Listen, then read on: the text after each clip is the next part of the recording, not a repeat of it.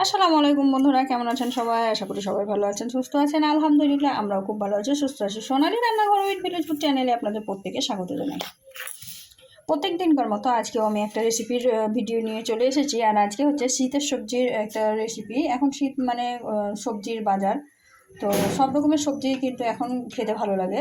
তো আজকে আমি ফুলকপির একটা রেসিপি তৈরি করব। তার জন্য ওইখানে ফুলকপি একদম ছোট ছোট করে কেটে নিয়েছি। আর এখানে নিয়েছি ছোট ছোট সাইজে 2টা টমেটো কুচি। এখানে 2টা মোটা আলু ছোট ছোট করে কেটে নিয়েছি, যাতে খুব তাড়াতাড়ি এর মধ্যে রান্নাটা হয় আর খুব সুস্বাদু হয় তার জন্য। আর এদিকে নিয়েছি ধনেপাতা।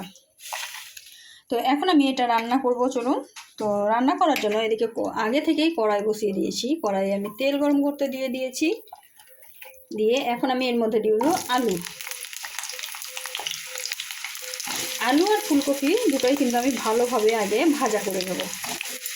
তো তার জন্য প্রথমে আমি আলুগুলো দিয়ে দিলাম, দিয়ে এখন একসঙ্গেই ফুলকপিগুলো দিয়ে দিব। এখন ফুলকপিগুলো দিয়ে দিচ্ছি। এটা কিন্তু খুব সহজভাবে রান্না করে দেখাবো, আর এটা খেতে কিন্তু খুব মজার হয়। তো ভিডিওটি প্রথম থেকে শেষ পর্যন্ত দেখবেন, তবেই কিন্তু বুঝতে পারবেন যে আমি কীভাবে রান্না করছি আর আদৌ এটা খেতে টেস্টি হবে কি না। তো তার জন্য পুরো ভিডিওটা দেখতে হবে আপনাদেরকে। তো ফুলকপিটা আমি কিছুই দেবো না, শুধুমাত্র তেল দিয়েছি। তেল দিয়ে আগে ভালো করে ভাজবো, তারপরে একে একে সব মশলা অ্যাড করবো। আর কী কী মশলা আমি অ্যাড করব সেটাও দেখতে পাবে এই ভিডিওতে।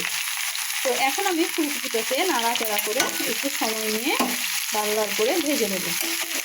আর এই রান্নাটা কিন্তু সম্পূর্ণ সর্ষের তেল দিয়েই হবে রান্না। তো এটা আমি ভাজতে শুরু করে দিয়েছি। তো এই ফুলকপিটা আমি সম্পূর্ণভাবে ভেজে নিয়ে তারপরে আপনাদের সঙ্গে শেয়ার করছি। এটা কিন্তু সুন্দরভাবে ভাজা হয়ে গেছে, দেখতেই বুঝতে পারছেন। এটা একদম লাল লাল করে ভেজে নিয়েছি, দেখুন। এটাকে কিন্তু আমি একটা থালার মধ্যে ঢেলে দেবো। তো এখন আমি এখানে একটা থালা নিয়েছি, আর এই থালার মধ্যে সবগুলো ঢেলে দেবো। এখন আমি এটা রান্না করার জন্য মশলাটা কষাবো। তো এখানে আমি খুব বেশি মশলা ব্যবহার করব না, অল্প পরিমাণের মশলা ব্যবহার করব। তো প্রথমে আমি এখানে দিয়ে দিচ্ছি তেল।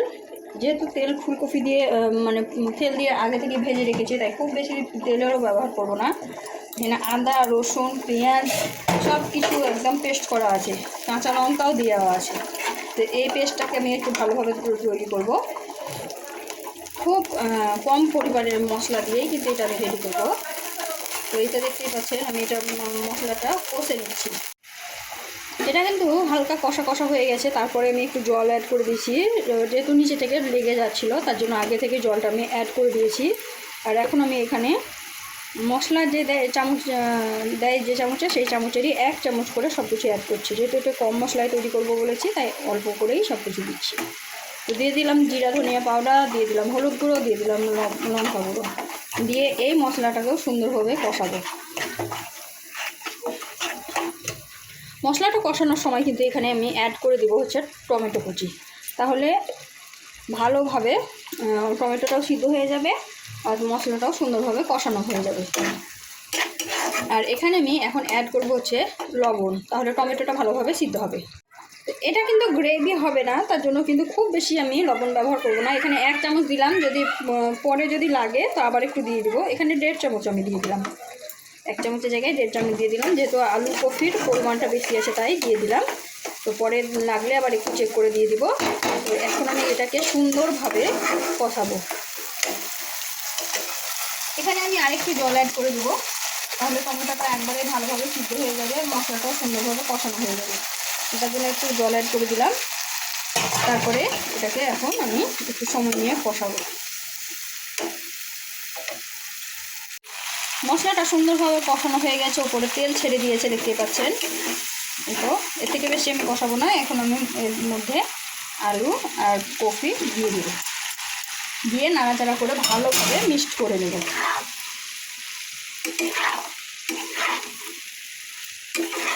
খুব সুন্দরভাবে মিক্সড করে নেব আমি।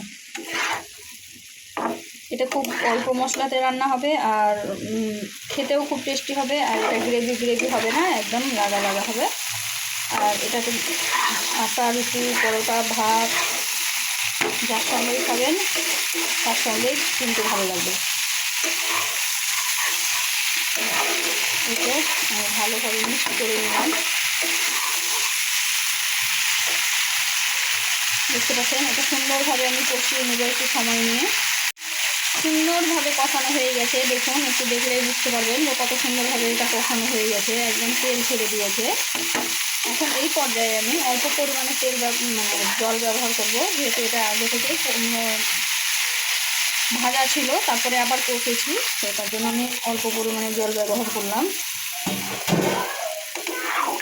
একটু অল্প পরিমাণে জল দিয়ে দিলাম, দিয়ে ভালোভাবে এভাবে ঢাকা দিয়ে হতে দিব, বসিয়ে দিলাম। এখন এটা আমি হালকা আঁচে দিয়ে এখন রান্না করব। আপনারা চাইলে কিন্তু খুব ঝটপট রান্না করতে চাইলে আঁচটা একটু বাড়িয়ে দিতে পারেন, একটু জলের পরিমাণটা বেশি দিতে পারেন। তো আমি একটু ঢাকা দিয়ে দিলাম, ঢাকা দিয়ে এটা হালকা আঁচে এখন রান্না করব। ফুলকপিটা সুন্দরভাবে সিদ্ধ হয়ে গেছে আর আলুটাও কিন্তু সুন্দরভাবে সিদ্ধ হয়ে গেছে। এখন রস আছে, এই অবস্থায় আমি ওপর থেকে ধনে পাতা দিয়ে দেবো, তাহলে ধনে পাতার সুন্দর একটা সেন্ট থাকবে। আর ফুলকপির রস মরতে মরতে ধনে পাতাটাও সুন্দরভাবে সিদ্ধ হয়ে যাবে। এই তো দেখতেই পাচ্ছ ধনে পাতা আমি দিয়ে দিলাম। এখন আবারও ঢাকা দিয়ে দেবো, ঢাকা দিয়ে 5 মিনিট মতো রেখে দেবো। কালারটা দেখুন কত সুন্দর হয়েছে, একদম প্রায় রান্না কমপ্লিট হয়ে গেছে। এখন আঁচটাকে একটু বাড়িয়ে দিব, বাড়িয়ে দিয়ে এখানে আমি 1 চামচ ময়দা গুলিয়ে রেখেছি সেটা দিয়ে দেবো, তাহলে একদম মাখো মাখো হবে সুন্দর। এটা কিন্তু দেওয়ার পরে পরে কিন্তু নাড়াচাড়া করে একদম মিক্সড করে নিতে হবে, কারণ ময়দা দেওয়ার সঙ্গে সঙ্গে কিন্তু এটা একদম ঘনত্ব গাঢ় হয়ে যাবে। আমি শুধুমাত্র 1 চামচ দিয়েছি, আপনারা চাইলে দিতে পারেন, আবার না হলে নাও দিতে পারেন, কোনো সমস্যা নাই। একটু গাঢ় গাঢ় করার জন্য এটা দিয়ে দিয়েছি, এতে খেতেও ভালো লাগে, দেখতেও ভালো লাগে, একটু মাখো মাখো হয়। তো এটা দেখতেই গেছেন খুব বেশি সময় লাগবে না, এটা আঁচটাকে বাড়িয়ে একটু নাড়াচাড়া করে দিলেই কিন্তু এটা রেডি হয়ে যাবে। তো কালারটা দেখেই বুঝতে পারছেন যে এটা কত সুন্দর হয়েছে, আর খেতে অনেকটা সুন্দর হয়। বললাম তো ভাত, রুটি, মুড়ি যার সঙ্গেই খাবেন একদম জমে যাবে। আর ময়দাটা দেওয়ার সঙ্গে সঙ্গে দেখুন কত সুন্দর একদম জমে গেল। আর এটা আগেই বলেছিলাম যে এটা একদম গায়ে মাখা মাখা হবে, একদম গ্রেভি হবে না, খুব একটা গ্রেভি হবে না। তো এই তো দেখতেই পাচ্ছেন আমার একদম কমপ্লিট হয়ে গেল ফুলকপি আলু মজাদার রেসিপি। এভাবে বানালে কিন্তু একটা সবজি দিয়েই কিন্তু ভাত অনায়াসে খাওয়া যাবে। রুটি পরোটার তো কথা হয়, মানে কি বলবো, রুটি পরোটা তো একটা তরকারি দিয়েই খাওয়া যায়, কিন্তু ভাতেরই সমস্যা থাকে। তো ভাত এইভাবে কিন্তু শীতের সবজি দিয়ে খেতে খুব মজাদারই হয়, দুর্দান্ত লাগে খেতে। তো আমার রান্না কমপ্লিট হয়ে গেল। তো এটা এরকমই মাখো মাখো হবে, এটা হয়ে গেছে। এখন আমি বন্ধ করে দেবো, গ্যাসটা বন্ধ করে দেবো। পরিবেশন করে দেখাচ্ছি আপনাদেরকে যেটা কেমন হবে। তা কড়াইতে দেখলেন, তারপরে দেখাচ্ছি। দেখুন এরকম ঘনত্ব হবে, দেখুন কত সুন্দর লাগছে। তো বন্ধুরা, শীতের এই সবজি একবার হলেও বানিয়ে খাবেন, দেখবেন খুব মজার হয়। তো আজকের রেসিপিটা এর থেকে বড় করবে না, অলরেডি অনেক বড় হয়ে গেছে। তো যারা যারা আমার ভিডিওটা এখন পর্যন্ত দেখছেন অসংখ্য ধন্যবাদ, এইভাবে আমাকে সাপোর্ট করবেন। আর ভিডিওটি ভালো লাগলে অবশ্যই একটা লাইক, শেয়ার, কমেন্ট করে আমার চ্যানেলটিকে সাবস্ক্রাইব করে দেবেন। পাশে থাকা বেল আইকনটিকে প্রেস করে দিবেন, এতে করে আমার সমস্ত ভিডিও নোটিফিকেশান আপনার কাছে পৌঁছে যাবে। তো আজকে এই পর্যন্ত, দেখা হবে এই ধরনের আর নিত্য নতুন রেসিপি নিয়ে পরবর্তী ভিডিওতে। তো ততক্ষণ সবাই ভালো থাকবেন, সুস্থ থাকবেন, আর আমার জন্য একটু দোয়া করবেন। খোদা হাফেজ।